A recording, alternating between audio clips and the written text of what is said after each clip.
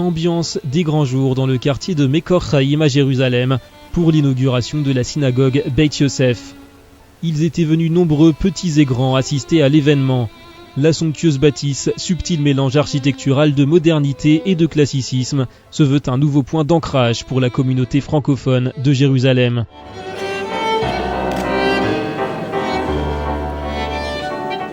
Les personnalités étaient également au rendez-vous. Parmi elles, outre des représentants de la municipalité, le Rav Dayan Eliaou Abergel, mais aussi le Rav Ben Ishai, le Rav Naouri ou encore le Rav Nabé. Tous ont répondu présents à l'invitation du maître de cérémonie. Grand instigateur et moteur du projet, on ne le présente plus, le docteur Eric Belaïch. Du temps, de l'énergie, des moyens, il n'aura pas ménagé ses efforts pour mener à bien son idée. Le résultat est à la hauteur de son investissement.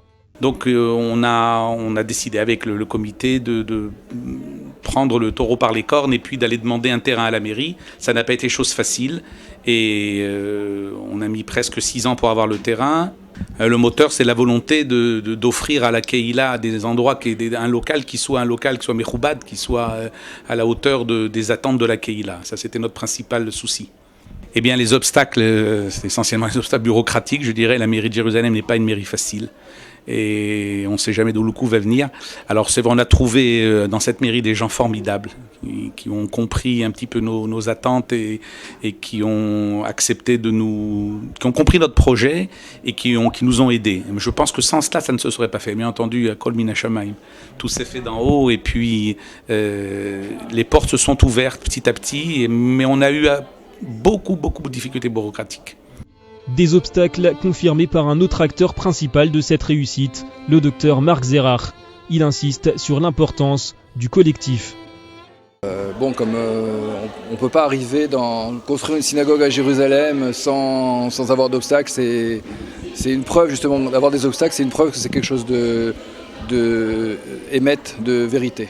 Finalement, en un temps relativement réduit, disons 2 ans et demi de construction et 6 ans depuis le début de l'association, nous avons pu arriver à ce projet, mais nous sommes encore qu'au début puisque nous sommes poussés par l'ensemble de la communauté à organiser des activités, à faire de ce lieu un lieu pour tous.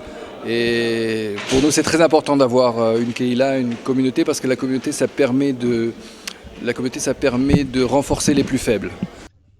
Moment fort de la cérémonie, le discours du grand rabbin d'Israël, le Rav Shlomo Amar. Il a rendu hommage à la détermination des fondateurs de la brillante enceinte. Puisse la présence divine résider en ce lieu, qu'il soit plein de sainteté, de Torah et de prière.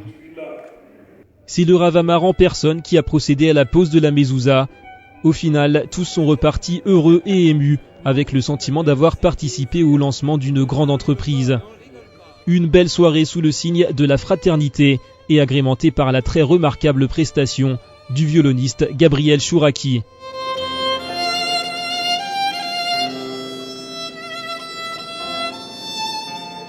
Une inauguration qui sonne comme un aboutissement, mais aussi et surtout un point de départ pour la communauté Ohavet Tzion. Les projets ne manquent pas pour étendre le rayonnement de l'enceinte et la rendre incontournable.